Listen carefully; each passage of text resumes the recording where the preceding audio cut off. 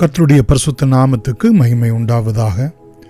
இந்த நாளிலும் உங்களுக்கான வேத வார்த்தைக்கு நேராய் அன்போடு கூட அழைக்கிறோம்.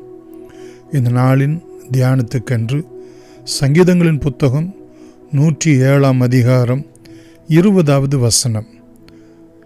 அவர் தமது வசனத்தை அனுப்பி அவர்களை குணமாக்கி அவர்களை அழிவுக்கு தப்புவிக்கிறார் என்று இந்த வசனம் நமக்கு சொல்லுகிறது. பிரியமானவர்களே, கர்த்தர் தம்முடைய வசனத்தை, தம்முடைய வார்த்தையை அவர் அனுப்பும்போது நாம் குணமடைகிறோம், நாம் அழிவுக்கு விலக்கி தப்புவிக்கப்படுகிறோம். இந்த 2 காரியங்களும் ஆண்டவருடைய வாயிலிருந்து புறப்படுகிற வசனத்திலிருந்து நமக்கு வருகிறபடியினால் நாம் அனுதினமும் அவருடைய வார்த்தைகளை, அவருடைய கட்டளைகளை, பிரியமானவர்களே, நாம் வாக்குத்தத்தங்களாக நமக்கு ஆசீர்வாதமாக அவைகளை தியானிக்க, கைக்கொள்ள, விசுவாசித்து ஜெபித்து அவைகள் நம்முடைய வாழ்க்கையில் விளங்கும்படியாய் நாம் வேண்டிக் கொள்கிறோம். பிரியமானவர்களே, கர்த்தர் நல்லவர், அவருடைய கிருபை என்றும் உள்ளது. முதலாவது பார்ப்போம் என்று சொன்னால், அவருடைய வார்த்தை நம்மை குணமாக்கக்கூடியது. எப்படி?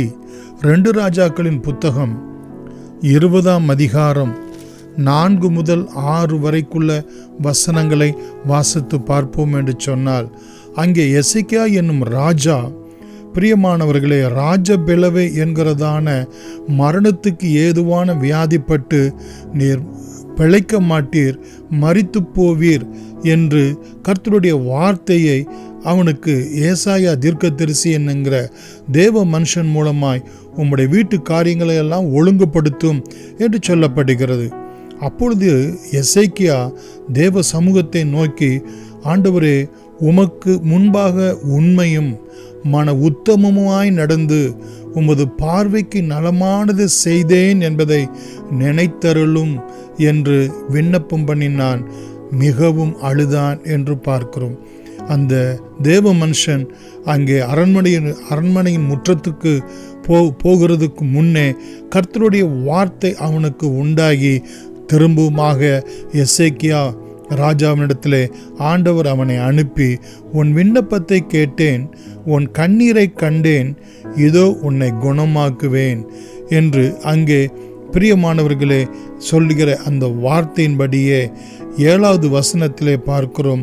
அவனுடைய அந்த ராஜ பிளவை என்கிறதான மரணத்துக்கு ஏதுவான அந்த வியாதி, அந்த முதுகிலே இருந்த வியாதியை அத்திப்பழத்து அடையை போட்ட மாத்திரத்திலே அவன் பிழைத்தான் என்று சொல்லி நாம் இங்கே பார்க்கிறோம். பிரியமானவர்களே, கர்த்தர் தம்முடைய வார்த்தையை அனுப்பும்போது நமக்கு ஒரு சுகம், ஒரு ஆரோக்கியம் நமக்கு உண்டாகிறது. ஆதலால் கூடுதலாக வேத வசனங்களை வாசிக்க, தியானிக்க, விசுவாசிக்க, ஜெபத்திலே நாம் வைத்து நாம் ஆண்டவருடைய சமூகத்திலே நாம் கேட்கிறவர்களாய் இருக்க வேண்டும். 2வதாக மத்தேயு 8:8 பார்க்கிறோம். அங்கே 100க்கு அதிபதி, அவனுடைய வேலைக்காரன் அங்கே சுகமில்லாமல் மரணத்துக்கு ஏதுவாய் படுத்திருக்கிறான். ஆண்டவரிடத்திலே வந்து கேட்கிறான், நீர் ஒரே ஒரு வார்த்தை மாத்திரம் சொல்லும், என்னுடைய வேலைக்காரன் சுஸ்தமாவான்.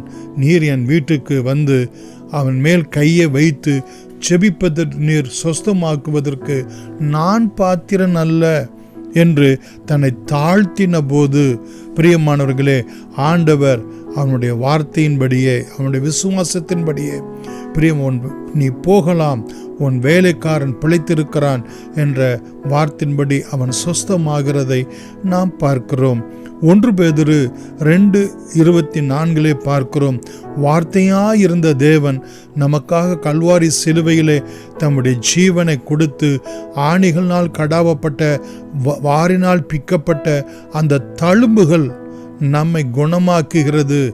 நாம் அவருடைய தழும்புகளால் குணமாகிறோம் என்று நாம் இங்கே பார்க்கிறோம். நீதிமொழிகளின் புத்தகம் 4ஆம் அதிகாரம் 22வது வசனத்திலே பார்க்கிறோம்.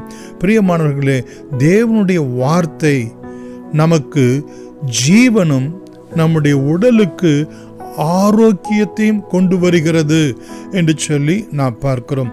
நம்முடைய ஆவிக்குரிய வியாதி, நம்முடைய சரீர பிரகாரமான வியாதி, இந்த 2 விதமான துக்கம், வேதனை, பல்வேறு விதமான வியாதிகளை ஆண்டவர் தம்முடைய வார்த்தையினால் சுகமளிக்கிறார். நமக்கு வேண்டியதெல்லாம் ஆண்டுடைய சமூகத்திலே ஒரு விசுவாசம் நிறைந்த ஒரு ஜெபம். அந்த ஜெபம் நமக்கு வேத வசனத்தில் இருந்து நமக்கு விசுவாசமாய் கொடுக்கப்படுகிறது. 2வது நாம் பார்க்கிறோம் பிரியமானவர்களே, சங்கீதம் 49:15 பார்ப்போம் என்று சொன்னால், பிரியமானவர்களே, அவர் நம்மை எவற்றுக்கு விலக்கி பாதுகாக்கிறார் என்று சொன்னால் 15வது வசனத்திலே பார்க்கிறோம். 49வது சங்கீதத்திலே, தேவன் என் ஆத்துமாவை பாதாளத்தின் வல்லமைக்கு தப்புவித்து மீட்பார். இந்த நாட்களிலே நிறைய கொலைகள், தற்கொலைகள் இவைகளெல்லாம் நடைபெற்று கொண்டிருக்கிறது.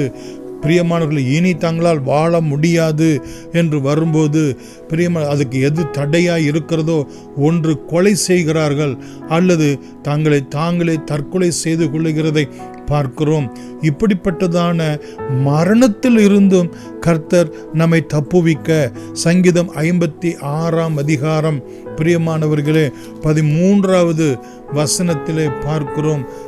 நீர் என் ஆத்துமாவை மரணத்துக்கும் என் கால்களை இடறலுக்கும் தப்புவிக்கிறவர் என்று சொல்லி அங்கே சங்கீதக்காரன் சொல்கிறதை பார்க்கிறோம்.